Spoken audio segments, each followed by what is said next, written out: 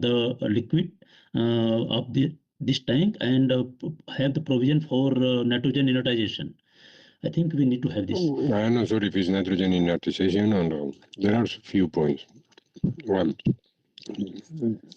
depending on the product logistic, there shall be a schedule for replacement in each tank. You cannot do in all the tanks at the same time. You need to do one by one.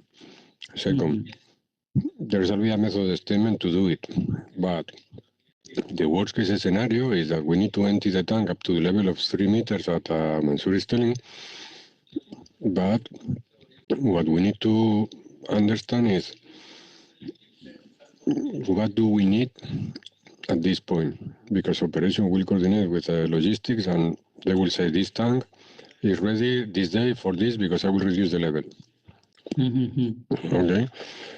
But what I am not sure is what additionally we may require. Maybe we require to put inerting. I'm not sure. Yes, but this method statement, I don't have it, and what we need to say is whatever is required shall be part of VPC scope of work. Yes. I think then we have to take a recommendation to identify IDE and identify DME. Sir, just one question. This tank have when it come in maintenance, means there is some period, right? The tank set usually comes for maintenance period or something. Okay. So at that